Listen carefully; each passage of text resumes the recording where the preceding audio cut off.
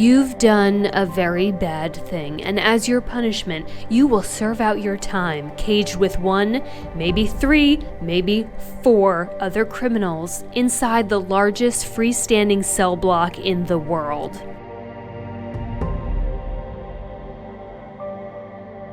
If another inmate doesn't get you, the disease will. Or maybe one of the many ghosts who've turned a life sentence into an eternal one.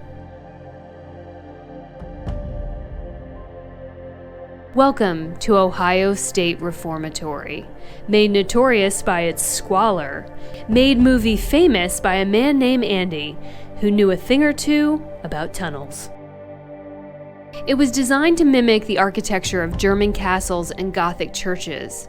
The architect sold everyone on a pitch that if the men entering the prison lived inside a castle, it would elevate their spirits and recalibrate their moral compass, which sounded really lovely, and also like a completely bullshit excuse for just wanting to design a castle on the taxpayer's dime.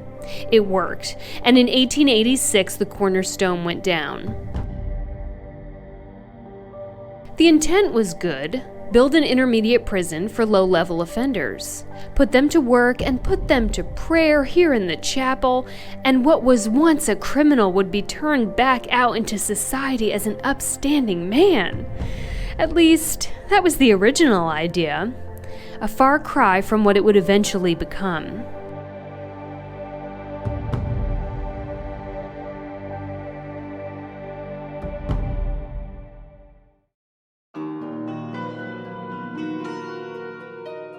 While still in pieces, 150 inmates were moved in. Their job was to build the very walls and bars that would keep them inside. Construction would take another 20-plus years until 1919, when the tools were finally put down and 600 cells were stacked 6 floors high inside what inmates would nickname as Dracula's Castle. A twist of fate transformed the virtue-building reformatory into a dungeon. Prohibition. It was easy to reform misguided youth. Reforming a man who's not been able to have a beer after work for a while apparently takes an exorcist. Soon, single-man cells held 3, if not more, and a list of petty crime offenders became heavy with rough and ruthless thugs. The goal of reforming was overrun with the task of punishing the unruly. Without space, without enough resources, the Ohio State Reformatory sunk into disrepair and danger. I don't have a soft spot in my heart for criminals, but pause and just try to imagine the conditions at the time. The smell of that many men packed in metal cells, showers only once a week. The high threat of being tossed off the 6-story walkway, and the risk of discipline that sat on or crossed the line of torture. A federal court shut down OSR in 1990. The doors closed and the inmates moved to a new facility. And so she sat. And so she rotted with the help of vandals. The state began ripping down the entire site, starting with the outbuildings. They got as far as dismantling the metal cell doors in solitary confinement before this architectural marvel's guardian angel showed up, dressed as a newly formed group called the Mansfield Reformatory Preservation Society. My God, say that 2 times fast. They bought it on auction for $1, and the state of Ohio then donated that $1 back to them. They would need that buck because the cost of shoring up the decay and maintaining it daily is enormous. Remember the architect's lofty castle vision? Well, he didn't want life-saving but unaesthetic fire escapes cluttering up his exterior work, so he somehow convinced the building inspector that the steel staircases inside were basically the same thing, and was somehow successful. He also didn't want foundation-preserving gutters installed outside, so he just ran them inside the walls. Well, fast forward more than 100 years, the old metal pipes have corroded and the structure has been getting soaked from the inside out. Well done. They're now being dug out one by one and replaced with PVC. tell you what, if our jails still look like this, I'd stop jaywalking. Hollywood's fascination with OSR has helped defray some of the costs. Shawshank Redemption was shot here over the course of 2 months.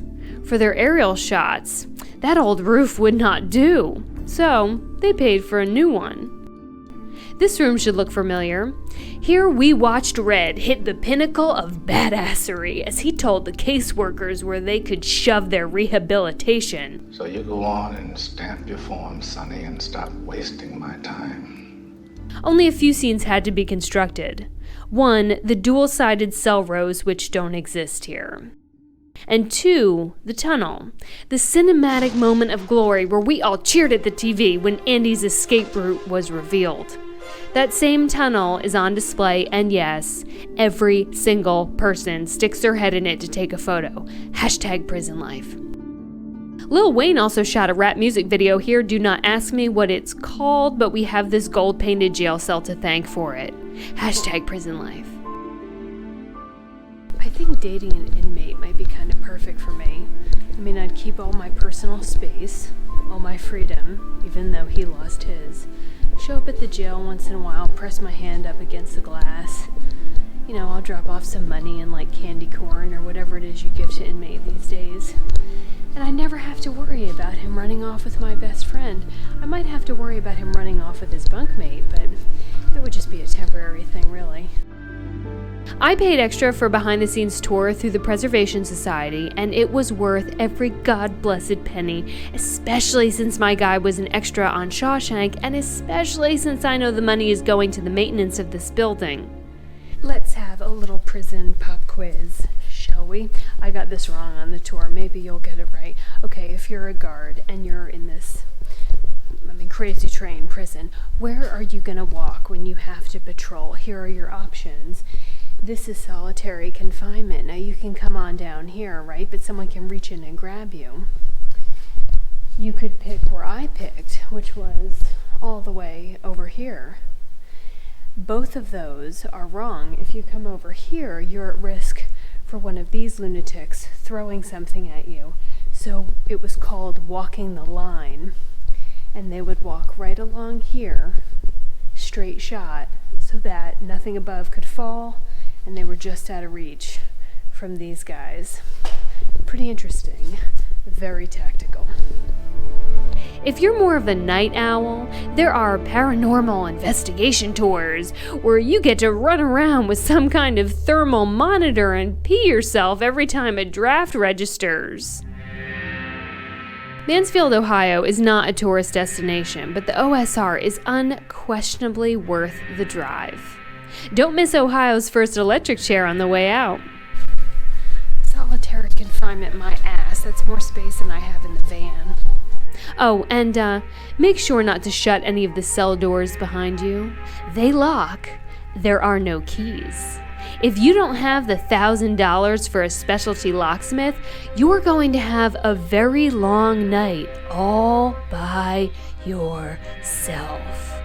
Or in the company of the dozens of resentful spirits who are said to whisper in visitors' ears and walk the rows. Sleep tight.